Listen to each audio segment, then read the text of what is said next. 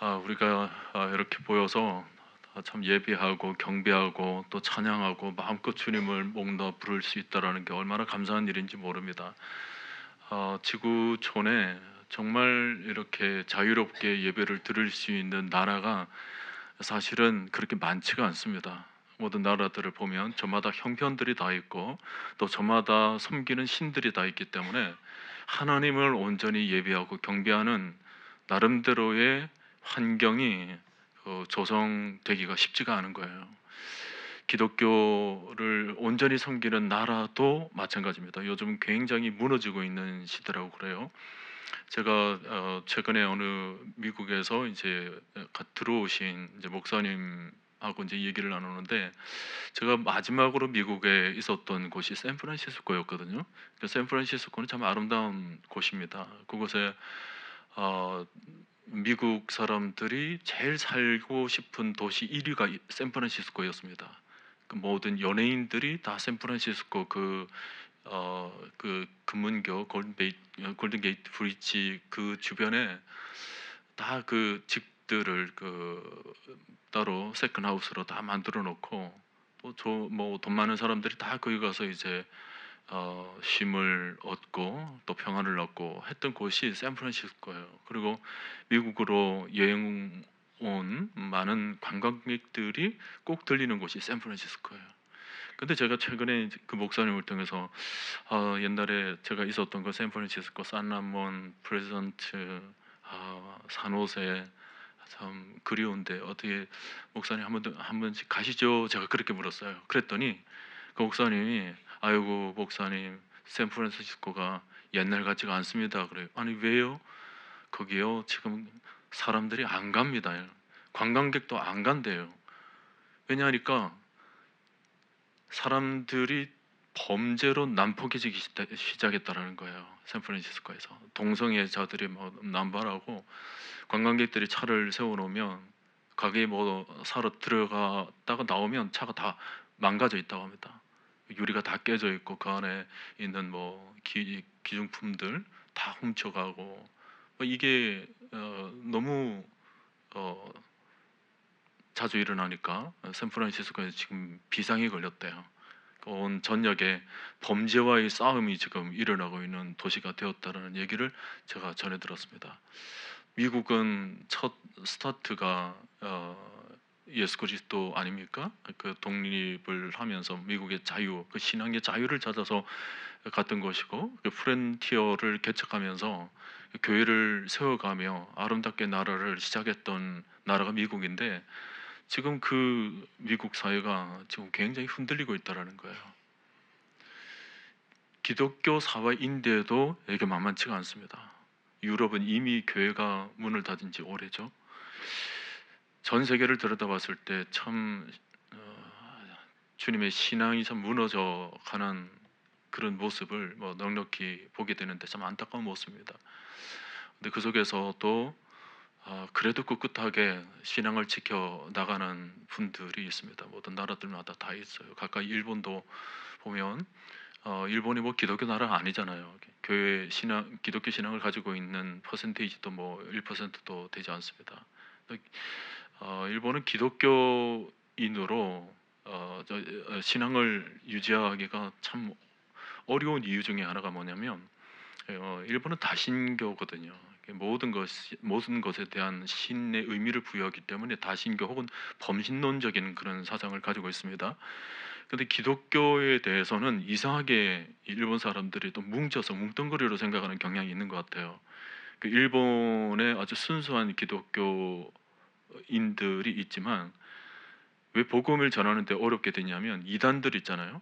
여러 뭐 신천지 여호와 증인, 마릴 예수 그리스도 뭐 여러 가지 이단들이 다 있는데, 그 이단들과 순수 기독교 신앙을 가지고 있는 사람들과 딱 같이 생각하는 거예요. 딱 묶어서 이렇게 생각을 하는 겁니다. 그런데 기독교인이라고 그러면 그 이단들까지 다 포함해서 생각하기 때문에 이단들의 전혀 기독교스럽지 않은 그런 모습을 보면서 순수하게 기독교 신앙을 가지고 있는 사람들까지도 좀 이상한 눈으로 바라보기 때문에 복음을 전하기가 쉽지가 않습니다. 녹록지가 않은 거예요. 오늘 그 속에서 그래도 십자가 붙들고 기도하는 그 일본과 순수한 신앙을 가지고 있는 성도들을 보면 참 귀하다라는 생각을 가지게 됩니다. 오늘날 우리 사회도 참 만만치가 않은데 지금 코로나 직격탄을 맞고 난 뒤에 한국 교회가 여러 가지로 좀 아직까지 일어서지 못하는 그런 상황인 것 같습니다. 최근에 제가 어느 목사님이 쓰신 글을 읽었는데 글 제목이 뭐냐니까 식어가는 한국 교회 어떻게 회복할 것인가라는 글 제목이었습니다. 지금 코로나가 이제 끝마친 지 벌써 한 3년이나 지나고 있는데 아직까지 교회로 돌아오지 않는 성도들이 있다라는 거예요. 우리가 코로나 때 예배를 참 드리지 못한 채 또 온라인 예배를 허용하면서 그 온라인 예배를 통해서 나름대로 예배의 의미를 부여해서 예배를 드린 것이 이게 지금은 독이 되는 것 같아요. 그 성도들이 정말 예배당에 나와서 몸으로 하나님께 드리고 마음으로 드리고 시간을 드리고 정성을 드리는 부분에 있어서 굉장히 와해되어 있는 것입니다. 그 온라인 예배로 그냥 소위 퉁치는 거죠. 성도들이 교회로 돌아오지 않는 모습이 안타깝습니다. 그러다 보니까 교회의 공동체성이 굉장히 와해되어 있습니다. 성도가 하나가 되어야 되는데 뿔뿔이 흩어지는 그런 느낌을 받죠.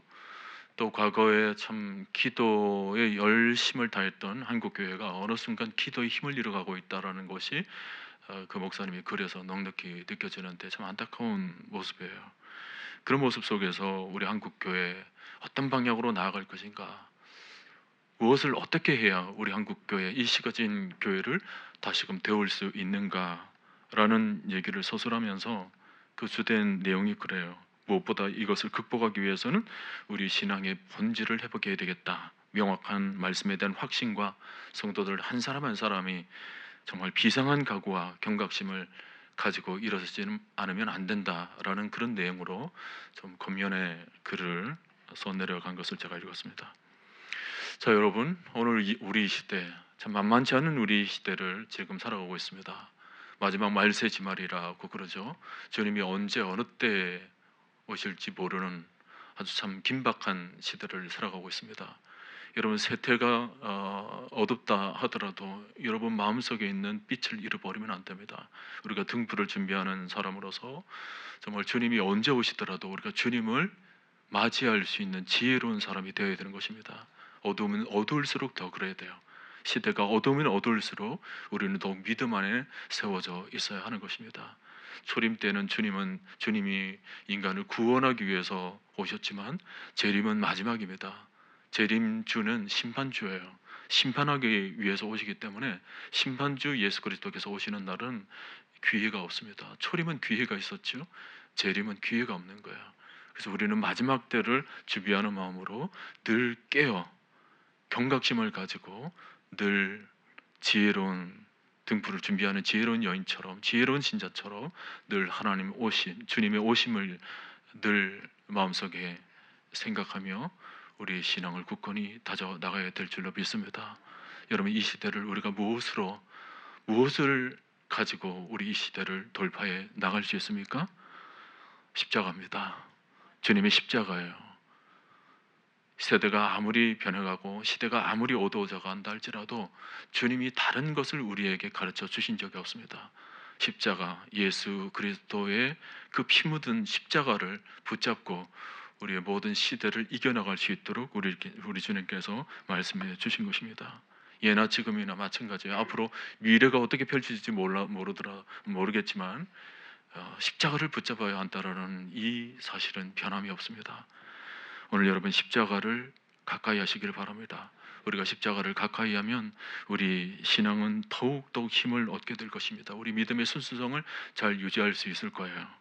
그런데 반대로 십자가가 멀어지면 우리의 믿음은 빛을 잃어버리게 될 것이고 우리 신앙은 점점 퇴색되거나 변질되어 갈 것입니다. 이번 고난주간을 맞아서 우리가 십자가를 깊이 묵상해 왔는데 우리 기독교 신앙은 철저히 이 십자가 위에 세워져 있는 것입니다. 십자가를 빼놓고는 우리 신앙을 말할 수가 없어요. 나를 사랑하사 나를 위하여 자기 몸을 버리신 예수 그리스도, 그 아들을 믿는 믿음 안에서 사는 것, 이것이 우리의 신앙 아닙니까? 그래서 우리 신앙의 중심은 날마다 십자가 위에 세워져 있어야 하는 것입니다. 초대교회 성도들은 그 어려운 환경 속에서도 그 모든 시대를 뚫고 나갈 수 있었던 힘이 바로 이 십자가 그리고 예수 부활에 있었던 것입니다. 여러분, 초대교회 분위기 아시잖아요. 대부분 모습들이 예수님 때문에 뿔뿔이 흩어졌던 나그네들, 그 흩어진 아시아의 디아스포라를 배경으로 하고 있습니다. 시대적 배경은 AD 60년경, 참으로 로마가 기독교를 박해하기 시작했던 그 분위기를 생각해 보면 참 끔찍해요. 도시에 화재가 일어났는데 그 화재의 탓을 좀 더 기독교인으로 돌리고, 그때부터 기독교를 박해하기 시작합니다. 보통 박해가 아니에요. 예수를 믿는 자들을 잡아다가 처형하는 것입니다. 죽음의 박해를 하는 거예요. 그게 밀라노 칙령 AD 313년에 이르기까지 약 250년 동안 박해가 지속됩니다. 여러분, 250년이라는 세월 생각을 한번 해보세요. 우리가 만약 그 박해의 도중에 태어났다면 태어나면서부터 박해를 받고 죽을 때까지 박해를 받는 거예요. 250년 동안의 박해는 어느 한 사람에 있어서는 전 인생 동안 그냥 고문 속에 살다가 가는 그런 시간의 길이 아닙니까? 초대교회 성도들은 그 고난과 박해 속에서도 어떻게 소망을 가지고 이겨 나갈 수 있었던가? 우리가 성경을 보면 분명한 해답을 얻을 수 있습니다. 그들에게는 십자가가 있었던 거예요. 그들에게는 부활 소망이 있었던 것입니다. 사실 우리 사회도 굉장히 어려움이 있는 시대입니다. 로마 박해와 같은 그런 종류와는 전혀 다른 문제겠지만, 우리 사회도 뇌관을 건드리면 언제 어떻게 터질지 모르는 아주 불안한 사회가 되고 있습니다. 모든 것이 막혀져 있고 소통이 부재하고 한쪽에서는 비명소리가 들리고, 그러면서도 경제적 간격은 점점 더 벌어지는 그 양극화 현상이 지속적으로 일어나고 있는 것입니다. 여러분, 자본주의의 문제는 그 자본주의가 천민 자본주의를 만들 수 있다라는 것입니다. 잘 사는 사람은 더 잘 살게 만들고 못 사는 사람은 더 힘들게 만드는 것이 자본주의의 모순이에요.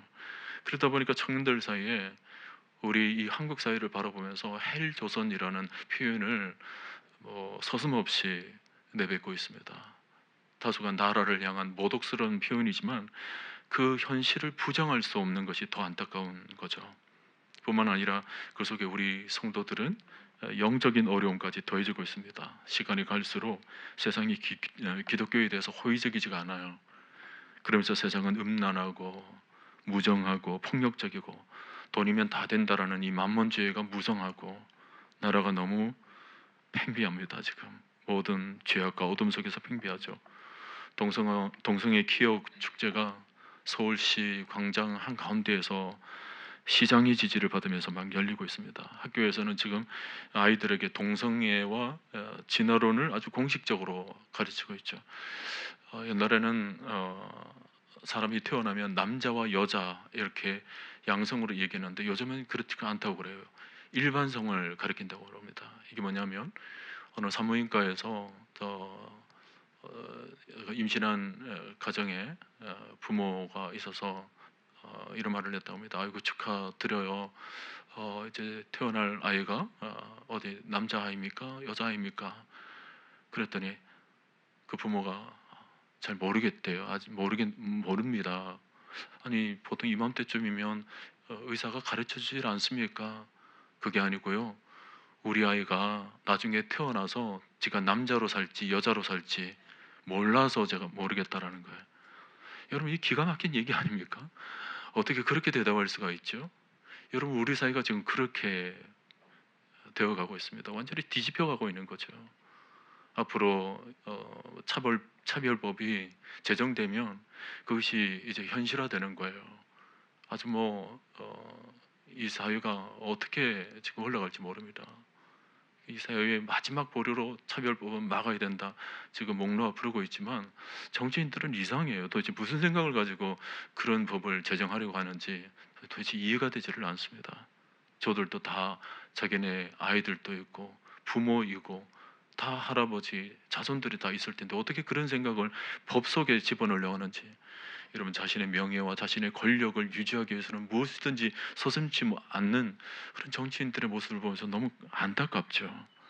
여러분 그 속에서 우리는 어떻게 이 시대를 돌파해 나갈 수 있을까? 하나님을 대적하고 기독교 신앙을 적대시하는 이런 세상 속에서 우리가 주눅들지 않고 헤쳐나갈 수 있어야 하는데 무엇이 그렇게 힘을 북돋아 줄 수 있습니까? 바로 십자가 묵상입니다. 십자가밖에 없어요. 우리 시대를 이겨낼 수 있는 것은 십자가의 능력밖에 없는 것입니다.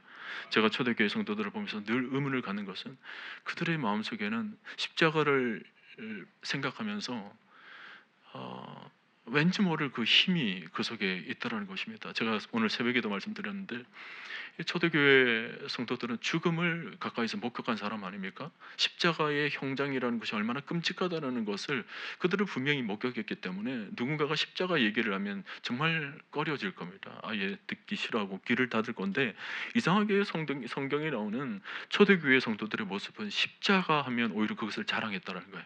오히려 그것을 가지고 더 내세워서 그 속에서 기쁨을 얻으며 살아갔다는 것입니다. 이상하리라 만큼 표정이 밝아요.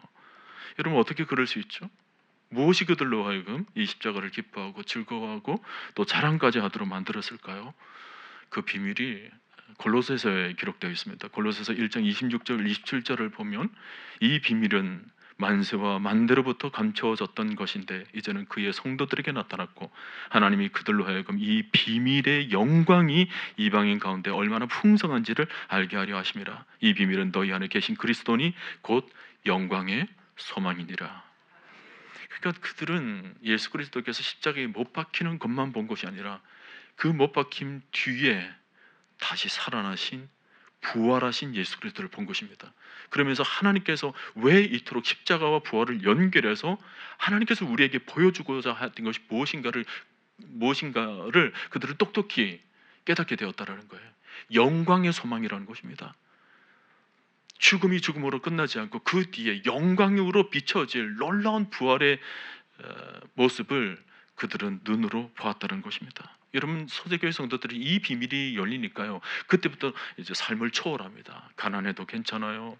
동굴에 지내도 괜찮아요. 도망 다녀도 괜찮아요. 심지어 사자들 앞에서 죽임을 당할지라도 결코 그들의 마음속에 있는 소망을 꺾어 놓을 수 없는 정말 강력한 힘이 그들에게 있었던 것입니다. 그 놀라운 힘의 비밀이 바로 예수 그리스도 십자가 그 영광의 소망이었다라는 거죠. 여러분 서신서들을 보세요. 거기 보면 자주 발견되어지는 것이 찬송하리로다입니다. 찬송하리로다. 그 부활의 영광을 바라보면서 그들은 날마다 노래했더라는 거예요. 편지를 시작하면서 단순히 인사말이 아닙니다. 모든 삶이 찬송하리로다, 찬송하리로다. 어두운 현실에 마음 빼앗기지 않고 십자가 깊은 의미를 깨달으면서 날마다 그들의 삶은 노래하며 지냈다는 것입니다. 여러분 바울과 실라가 감옥에서 노래했다 그랬죠. 여러분 착각하지 마십시오. 바울과 실라가 감옥에 들어가서만 노래한 거 아닙니다. 그들의 삶은 찬송하리로다요. 날마다 어떤 순간 어떤 환경 속에서도 찬송이 늘 배어 있었던 것입니다. 그게 감옥까지 연결된 거예요. 감옥에서만 찬양인 것이 아니라 여러분 초대교회 성도들이 하나같이 십자가와 그 부활의 소망이 눈이 열려졌습니다. 여러분 베드로전서 1장 8절을 보면 예수를 너희가 보지 못하였으나 사랑하는도다. 이제도 보지 못하나 믿고 말할 수 없는 영광스러운 즐거움으로 기뻐하니 그랬습니다. 여러분 이런 성경을 보면 전혀 이 어둠이라는 것을 볼 수가 없잖아요. 여러분 말씀 계속 비춰주세요. 지우지 마시고 보여주세요 방송실. 네. 여러분 가만히 보세요. 예수를 너희가 보지 못하였으나 사랑하는도다 그랬습니다. 가만히 보면 이게 우리말인 것 같아요. 우리도 예수님을 본 적이 없습니다. 지금도 육의 눈으로는 보지 못하죠.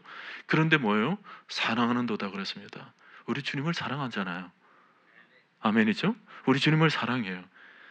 근데 그 다음 이제도 보지 못하나 우리 앞으로 주님 부르시는 그날까지 아마 이 땅에 있으면서 주님을 보지는 못할 겁니다. 근데 그 다음 믿고 말할 수 없는 영광스러운 즐거움으로 기뻐하니 그랬습니다. 여기 믿고라는 말, 믿음은 바라는 것들의 실상이라고 그랬습니다. 실제적인 모습이라는 거죠.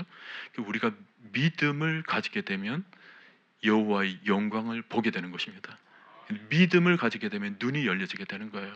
오늘 밤에도 여러분 믿음을 가지시길 바랍니다. 믿음을 가지면 그 놀라운 비밀의 영광이 우리 가운데, 우리 심령 가운데 나타나는 거예요.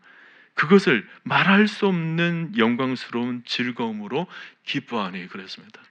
놀랍죠? 초대교회 성도들이 하나같이 고백하는 이 입술의 고백들이 다 여기서 나오는 거예요. 육신적으로 뭔가 본 것이 없다 할지라도, 그래도 육신적으로 보는 것은 세상에 쓰러지고 넘어지고 어두운 것들만 본다 할지라도 그들 마음은 어때요 지금? 마음은 이 땅에 있는 사람들이 아니에요. 천국에 있는 사람이 되더라는 것입니다. 여러분, 예수 십자가 복음은 우리를 천국으로 안내합니다.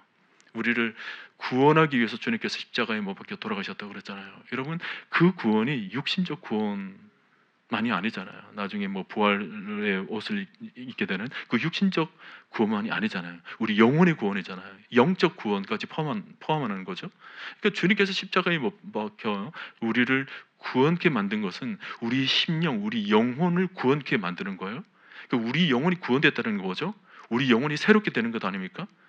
이 땅에 있는 영혼이지만 벌써 이 땅에 있는 영혼이 하늘과 연결된 영원한 생명을 얻은 영혼으로 바뀌어진 것입니다. 여러분, 성경에서 영원한이라는 단어가 이렇게 수식어로 들어가는 것이 딱 세 가지가 있어요. 영원한 나라, 그리고 영원한 하나님, 영원 불변하신 영원한 하나님, 그리고 영원한 생명. 이 세 가지 앞에 그 영원한이라는 것이 들어가 있어요.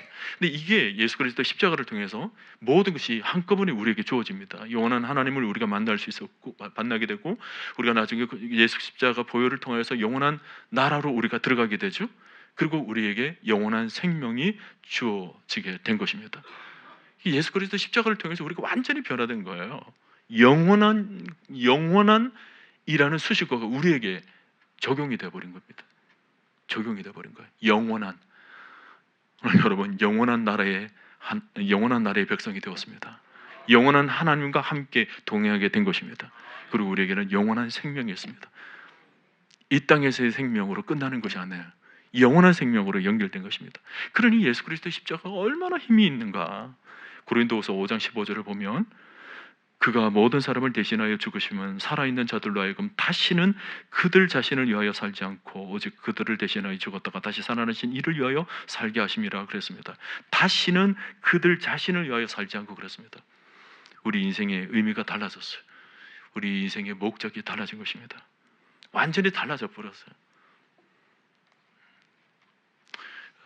우리가 부르는 찬양 중에 그 험한 십자가 능력 있네 그 찬양 있죠. 목적도 없이 나는 방황했네, 소망도 없이 살았네, 그때에 못자국 난 그 손길 나에게 새 생명 주셨네. 험한 십자가에 능력 있네, 거기서 나의 삶이 변했네. 찬양하리 주 이름 영원히, 주의 십자가 능력 있네. 할렐루야. 목적도 없이 살아갔던 우리 인생들인데 험한 십자가 붙으니까 목적이 생겨난 거예요. 험한 십자가 능력이네, 거기서 내 삶이 변했네, 찬양하리 영원히 주 이름. 험한 십자가 능력 있네. 여러분, 우리가 예수를 만나고 십자가를 만났다는 것이 뭐예요? 우리가 완전히 달라졌다는 것입니다. 다른 자로 살아가는 거예요. 다른 영으로 살아가는 것입니다. 옛자, 옛영으로 살아가는 게 아닙니다. 우리에게는 성령으로 말미암아 주의 영이 부음받은 것입니다. 어노인팅 된 거예요. 여러분, 이 시대를 다른 시대로, 다른 영으로 살아가는 줄 믿으시길 바랍니다. 이거 잊어버리면 안 돼요. 잠깐만, 우리가 놓치기가 쉽습니다. 아직까지 육신을 잊다 보니까 자꾸만 육신적인 생각이나 육신의 것으로 판단하기가 쉬운데, 여러분 그것을 잠재우시고 날마다 내 안에 있는 영으로 사십시오. 하나님께서 부여하신 새로운 영, 거룩한 영으로 우리를 살아가는 것입니다. 여러분 성경에 나오는 그 베드로나 사도 바울 보세요. 옛날에 그럭저럭 살아갔던 인생들인데 그들에게 성령이 부어지고 예수 그리스도 그 십자가 보혈을 만나게 되고, 그러니까 완전히 다른 인생으로 살아가지 않았습니까? 우리도 그렇게 돼야 돼요. 여러분 나이가 들었다고 해서 늙어지는 것도 아닙니다. 목적이 정해진 사람은 나이가 들어도요 청춘으로 사는 거예요. 그런데 젊은이라 하더라도 목적이 없으면 그때부터 늙은이가 되어버리는 겁니다. 늙어지는 거죠. 갈렙은 85세가 되어서도 그 인생에 목적이 있으니까 얼마나 젊게 살아갑니까? 이 산지를 내게 주옵소서. 그게 그의 인생의 목적이었거든요. 하나님께서 부여한 사명입니다. 이게 사명 따라 살아가는 거죠. 오늘 여러분도 늙지 않고 싶으십니까? 그러면 목적을 가지십시오. 사명을 붙드십시오. 사명 따라 살아가십시오. 아멘 한 사람만 그렇게 하십시오. 왜 아멘은 안 하십니까? 입을 꼭 다물고. 할렐루야 할렐루야. 목적이 있는 인생이 되어야 되죠. 하나님 사명 따라 살아가는 거예요. 성경은 우리에게 분명한 목적을 가르쳐주고 있습니다. 이사야 43장 7절 말씀, 내 이름으로 불려지는 모든 자 곧 내가 내 영광을 위하여 창조한 자를 오게 하라. 그를 내가 지었고 그를 내가 만들었느니라 그랬습니다. 여기 가운데 부분 보세요. 내가 내 영광을 위하여 창조한 자라고 그랬습니다. 우리가 누구라고요? 하나님의 영광을 위하여 창조한 자라는 것입니다. 하나님의 영광을 위하여 지은 바 되었다라는 거예요. 놀랍죠. 여러분 한 분 한 분이 하나님의 영광을 위하여서, 하나님의 영광의 빛을 위하여서 지은 바 되었다는 것입니다. 여러분 자신 스스로를 시시하게 여기지 마십시오. 어쩌다가 태어나서 어쩌다가 가는 인생으로 살지 마십시오. 인생을 하나님께 포커스를 두면 우리 인생이 완전히 달라지는 거예요. 영광의 빛으로 우리 자신을 새롭게 여기는 것입니다. 이사야 43장 21절, 이 백성은 내가 나를 위하여 지었나니 나를 찬송하게 하려 함이라 그랬습니다. 우리 모두가 하나님의 음표가 되는 거예요. 하나님의 노래가 되는 것입니다. 영광의 찬송이라고 그랬습니다. 영광의 찬송이 되게 하는 건 하나님의 기쁨이 되게 살아간다는 것 아닙니까? 우리가 개신교에서 중요하게 다루는 그 교리문답서, 루터의 교리문답, 그리고 하이델베르그의 교리문답, 그리고 웨스트민스터 소요리문답서들, 이 세 가지가 있는데, 이 중에서 이제 1647년에 작성된 그 웨스트민스트 소요리문답, 지금까지 뭐 400여 년이 이어져 오면서 아직 기독교 신앙이 표현이 되고 있는데, 그 책의 첫 번째 질문이 뭐냐면 인간의 첫째 목적이 무엇인가? 그래놓고 답이 뭐냐면 인간의 첫째 목적은 하나님을 영화롭게 하고 그를 영원토록 즐거워해 하는 것이다 그랬습니다. 이게 우리의 목적이라는 거예요. 영광의 찬송이 되도록 하는 것. 지금 우리가 이렇게 모여서 예배하고 찬송하고 기도하고 이 모든 것이 다 뭐예요? 하나님의 기쁨이 되고 하나님의 영광이 되는 거예요. 그래서 내 마음의 소원, 내가 하나님께 아뢰고 싶은 것 잠시 아뢰려고 여기 나와 있는 것 아닙니다. 우리의 모든 몸짓이 이제 의미 있는 그런 존재가 된 거예요. 모든 몸짓이 우리를 불러주신 하나님의 영광이 되었다라는 것입니다. 김춘수님의 꽃에 나오는 그가 나의 이름을 불러주었을 때 나는 하나의 꽃이 되었다. 거기서 나오는 그가 그 하나님으로 여러분 대칭해서 그렇게 시를 읽으십시오. 얼마나 은혜가 됩니까?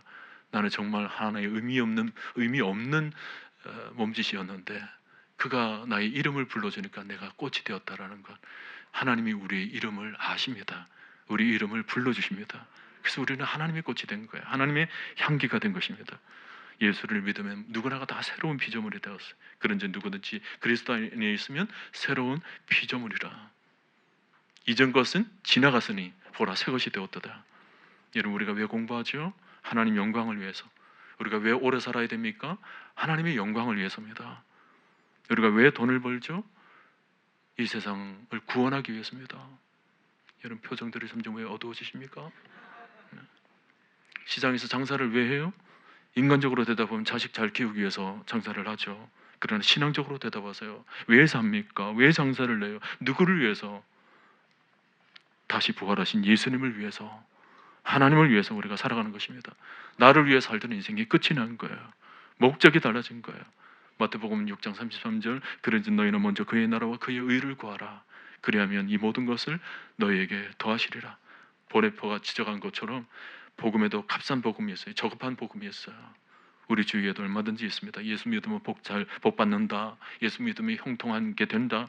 예수 믿으면 뭐 어떻게 된다. 복음에다가 설탕을 타는 겁니다. 물론 하나님께서 이 땅을 살면서 그런 필요들을 채워주실 때가 많아요.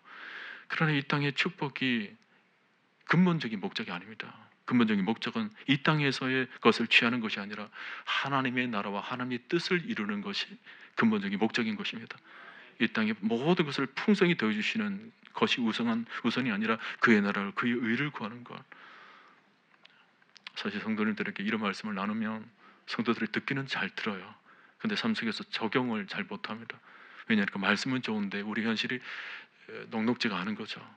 오늘날 우리 신앙을 흔들어놓는 일들이 주위에 얼마나 많은지, 사는 게 만만치가 않아요. 우선은 경제적인 문제가 있죠. 자식을 키우는 부모의 입장도 마음이 편하지가 않습니다. 젊은이들은 미래에 대한 두려움이 있어요. 어떤 분들은 건강 문제에 대한 두려움이 있죠. 육체적 건강뿐만 아니라 심리적 건강의 문제도 아주 어려우신 분들도 많이 있습니다. 자, 이럴 때 우리에게 필요한 것은 말씀에 대한 확신입니다. 에베소서 3장 12절 13절 말씀, 우리가 그 안에서 그를 믿음으로 말미암아 담대함과 확신을 가지고 하나님께 나아감을 얻었느니라 그랬습니다. 담대함과 확신을 가지고 그랬습니다. 여러분, 말씀에 대한 확신을 가지십시오. 믿음을 가지십시오. 믿음을 가지십시오. 여러 환난에 대해서 낙심하지 말라 그랬습니다. 구약에서 여러 사람들이 어려운 가운데에서 그들의 고백이 뭐였어요? 천만인이 나를 에워서 징징다 할지라도 나는 두려워하지 아니하리로다 그랬습니다. 두렵지 않은 이유가 뭐예요? 내가 누워 자고 깨었으니 여호와께서 나를 붙드심이로다 그랬습니다. 하나님께서 우리를 붙잡아 주십니다. 이 시대가 만만치 않아도 하나님께서 붙잡아 주십니다. 우리는 그에 대한 담대함과 확신을 가지고 이 세상을 살아가야 되는 것입니다. 여러분, 십자가는 능력입니다. 십자가는 지혜입니다. 어느 시대를 막론하고 십자가는 우리가 살아갈 하나님의 강력인 것입니다. 여러분, 십자가를 붙드십시오. 어떤 상황 속에도 십자가를 붙드십시오. 날마다 십자가를 붙드십시오. 사는 게 녹록지 않아도 십자가를 바라보면 새 힘을 얻게 될 것입니다. 사는 게 너무나도 녹록지 않아도 십자가 속에 지혜가 담겨져 있습니다. 교회를 섬기더라도 마찬가지입니다. 교회를 섬길 때 시험 들고 어렵고 힘든 일이 얼마나 많아요. 그럴 때마다 여러분 십자가를 붙잡으십시오. 제가 한때 청소년 사역을 할 때 청소년들을 위한 편지 사역을 좀 했을 때가 있었습니다. 청소년들을 위해서 좋은 글귀와 또 복음적인 내용을 담아가지고 학교 정문 앞에 이렇게 아이들에게 이제 나눠주는 사역을 제가 젊었을 때 했던 적이 있습니다. 처음 주님을 위해서 이제 헌신하고자 하는 마음으로 했는데 한참 편지를 나눠주고 그랬는데 저쪽에서 그 문방구하는 그 아주머니가 고함을 꽥 지르면서 저를 불러요. 이봐 총각. 제가 돌아봤습니다. 그랬더니 제가 나눠줬던 그 편지들이 전부 다 땅에 다 떨어져 있는 거예요. 땅이 뒹굴면서 막 쓰레기로 그냥 바람에 휘날리면서 온 뭐 길거리에 이제 다 나불거리고 있었던 것입니다. 그러니까 아이들이 받자마자 그냥 다 버린 거예요.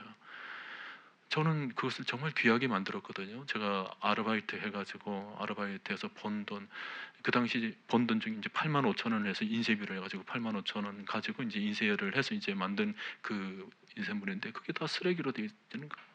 제가 그걸 그 쓰레기로 된 것을 보고는 제가 깜짝 놀란 거예요. 그래가지고 얼렁뚱땅 검은 봉지에다가 그거 다 주워 담았습니다. 몇 봉지 되는 거예요. 몇 봉지 다 주워 담아지고 그걸 가지고 들고는 즉시로 교회당을 찾아왔어요. 그리고는 교회당 그 강대상 앞에 그걸 제가 패대기 치고는 하나님 앞에 막 따지듯이 기도를 했습니다. 하나님, 이게 뭐예요? 하나님께서 마음 주셔서 제가 그 이렇게 귀하게 편지를 만들어 가지고 아이들에게 나눠줬는데 이게 뭐예요? 다 쓰레기가 되어 버렸어요. 쓰레기가. 아니 어떻게 이럴 수가 있냐요? 뭐 하면서 하나님 앞에 진짜 원망하며 따지듯이 나 이거 안 할래요 하면서 막 하나님 기도를 한 시간 했을까요? 막 울분에 섞여서 너무 억울하기도 하고 너무 안쓰럽기도 하고 막 너무 그런 마음으로 막 하나님 앞에 막 기도를 했는데 한 시간이 좀 지났을까요? 내면에서 그런 음성이 들리는 겁니다. 그래, 네 마음 안다. 너 마음 안타깝지? 그때 말이야, 너는 지금 네 돈 8만 5천 원이 쓰레기로 되어가지고 돌아온 것 가지고 나한테 와가지고 막 이렇게 퍼붓고 있는데, 나는 말이다, 이 세상에 사랑도 주고 이것도 주고 다 줬는데 나중에 죽음으로 돌아오더라. 너는 네 돈 8만 5천 원이 쓰레기로 돌아온 것 때문에 가슴 아프지? 나는 내 생명이 죽음으로 돌아온 것을 내가 경험했어. 제가 기도 가운데 아주 내리를 탁 때리는 그 주님의 음성이 시면 가운데 탁 들려오는 거예요. 제가 그 음성을 듣고는 또다시 1시간 동안 회개 기도를 한 거예요. 하나님 죄송해요. 고작 8만 5천 원이 쓰레기로 돌아온 것 가지고 이렇게 하나님께 따졌는데 하나님 너무 죄송해요 하면서 정말 또다시 눈물을 흘렸습니다. 그리고는 제가 다시 할게요. 다시 할게요. 주님은 죽음으로 버려진 모습 속에서도 끝까지 사랑의 길을, 그 십자가의 길을 걸어가셨는데, 내가 이 길 처음에 이런 쓰레기를 맛봤다고 해서 이 길을 멈춰서는 안 되겠다 싶어서 그 사역을 다시 힘을 내어서 사역을 했던 적이 있습니다. 그리고는 그 사역이 굉장히 이제 청소년들을 위한 그런 사역으로 번성해 갔던 경험이 있습니다. 나중에 한 2년쯤 지났을까요? 우리 교회 이제 그런 사역이 점점 붐이 일어나서 이제 청소년들을 교회에다가 이제 초청하는 그 햄버거 축제를 했는데, 그 지역의 아이들이 한 1,200명 정도가 이제 교회로 오는 그런 일도 있었고요. 그래서 이제 하나님 십자가를 붙잡고 그분이 사역했더니 하나님께서 그런 놀라운 또 열매들을 안겨다 주는 경험도 제가 했었죠. 결국 뭐냐, 우리가 신앙생활을 하면서 교회를 섬길 때도 십자가를 묵상하면 시험들 일도 다 이겨낼 수 있겠다라는 생각을 가지는 거죠. 여러분도 겸손히 주를 섬길 때 괴롭고 힘든 일, 어려운 일 많으시죠? 십자가를 생각하세요. 십자가를 붙드세요. 나를 위하여서 멸시, 천대, 조롱, 온갖 핍박을 다 받으신 주님을 생각하세요. 그러면 다 이겨내는 것입니다. 이 땅의 모든 것을 다 이겨내는 것입니다. 여러분 모두가 십자가의 능력으로 이 시대를 돌파하며 이 시대를 너끈히 이겨내며 날마다 우리에게 소망이 되시고 능력이 되어주시고 힘이 되어주시는 그 주님을 의지한 채로 이 시대를 너끈히 살아가시는 여러분 모두가 될 수 있기를 주님의 이름으로 간절히 축원드립니다.